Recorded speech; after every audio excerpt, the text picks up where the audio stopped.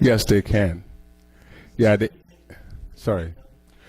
The only thing that can be done is, for instance, in Canada, when we test our athletes, we have what we call the passport program. The passport program is we test the athletes several times in a year, at different times when they are on season, off season, training, not training. Even when they're pregnant, we test them. We test the athletes who are pregnant and not training. And you kind of establish a pattern in your blood, the red blood cell count, so that when they're in competition, if there's an abnormality in the red blood cell count, then you can go back and say and show that they have cheated. And the same thing in cycling. But those things, you may not catch them because it has some of them, like blood doping, has a very short life. So if an athlete blood dopes, in 48 hours, if they compete hard and train hard, they can deplete the blood doping that they did 48 hours prior, because you just burn it off and it becomes waste. But But if you're in China, yeah, and an official says, well, by the way, I'm coming to check your doping next Tuesday. right.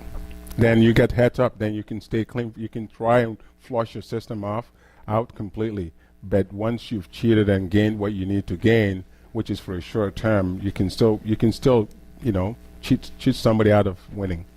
Yeah, it does happen. And that was one of the things that Lance Armstrong and the USADA, the former USADA director, that was the issue that he had, that the director was fired because he was tipping them off. There was some kind of, because he was getting money for it, and they get, U.S. Anti-Doping is a phenomenal organization, and they do a lot of testing. And we do a lot of testing for them. We test all the Americans that were in Canada playing hockey from Maple Leafs and in Montreal for them. So, yes. Talk about the NHL and football teams. How often would you test their players? The NHL, at the start of the season, we have about 2-3 sessions that we will show up at their training facility and test the whole team. And then during the season, probably twice a month, you have randomly selected athletes that you just show up and you test 4 or 5 athletes, and they don't know we're coming until we're there. And we do go to their homes, and again, when we're doing the blood pass, we wake them up 6 in the morning and collect samples from them. Yeah, so yeah, we do. So How many officers do you have in your unit? for with the Canadian Center for Ethics in Sports, we have about 80 of us. 80? Yeah, and then we have about 200 chaperones, and the chaperones are the people who will accompany us to do the testing. So they're there as our second eyes, and when we show up to test an athlete, we always go in 2. You don't go by yourself, especially when you go to the homes. You always go with someone. You always work with the same pairs? No, I mix them up all the time. Yeah, yes, sir. There was always thought that they only tested athletes at once, but this year in Sochi, apparently they would wake up the Canadian figure skaters and test them. Yeah. 3 or 4 in the morning before they competed. Yeah. Well, you know, they don't normally just test only the winning athlete. The rule is in the Olympics they might do first, second, third, or first and third, and there's always alternate, and those alternates are randomly selected. It doesn't matter what your finishing position is. If you're the last one, you could be the one selected. So you test everyone, but it's. That was the case when they tested the women Olympic skaters. Why would you test them before they competed? Yeah. They do things like that. It happened in somewhere else a few years back, and this is where the athlete's rights and responsibility comes in. So if the athletes protested it, technically they could have held off until the athlete is done their training or program for the day. So if you're competing that day and you do one event and you have another event coming up, if it's within 4 to 6 hours, we would hold off until you're done your second event before you get tested. But if they think there's enough time, I don't know why they did that, but that could have been the reason. Yes, sir. No. Yeah, question, what would be some of the more common drugs that would be tested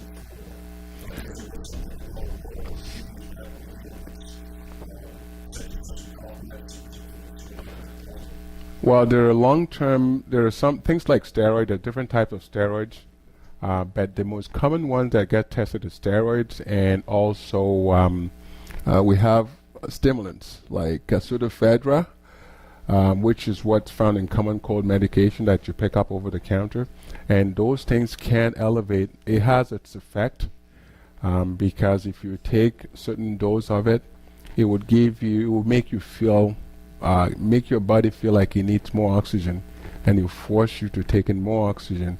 And if you do that, you feel a little bit stronger than the person who hasn't taken it. It will also accelerate your heart rate, and when that happens, your body, the brain says, bring in more oxygen, and that's basically one way you can cheat. But it has a very short term duration. You know, it will only stay in your body for a short time. With the pseudoephedra, it's only, you can only have, once you put it in your body, it has a very, even if you just sat there, your heart rate will go up, but then after a while, your body just uses it up, and then you're back to normal. But what happens is, it's also a health concern, because prolonged use of pseudoephedra has a very bad side effect, because you develop high blood pressure, which then would require medication. And sometimes, if it's not treated, the person could die of heart attack or stroke, because your body just heats up, and then it becomes a permanent condition. So, the gentleman in the back, you had a question?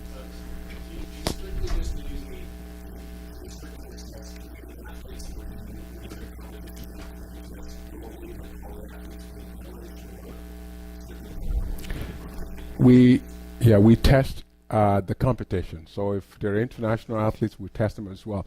However, if it's a Canadian championship event, say we have a Canadian national track and field, international athletes can come and compete in it, but our goal is for Canadian record. So we would only test the Canadian athletes in that.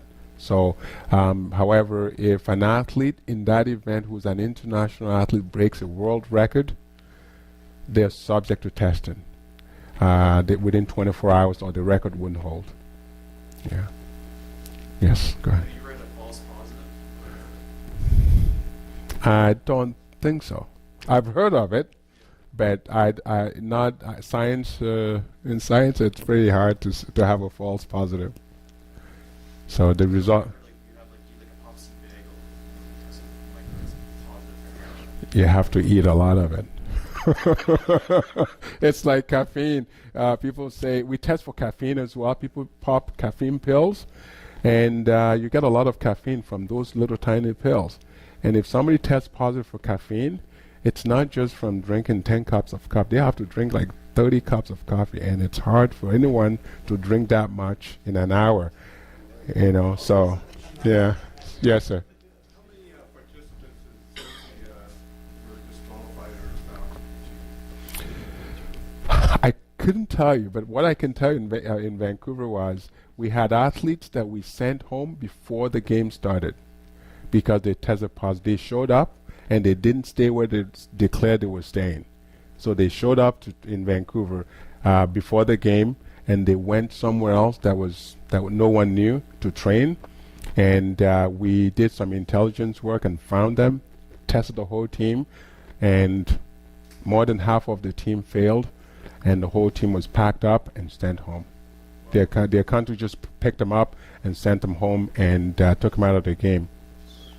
And in Torino, it did happen. We had athletes that were avoiding being tested. They kept moving around, and eventually they got stopped and tested. Even where they lived, we found drugs that were banned, and the whole team was put together, and the country sent them home. When that happens, often it doesn't get announced. The countries, because it's before the game, so the country will either, if they decide they want to do something about it, they can.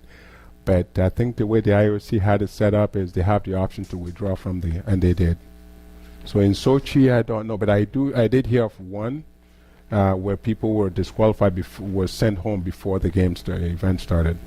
Yeah. So. Any more? Okay. Okay. Any more questions? Okay. Well, thank you very much. Thanks, Lord.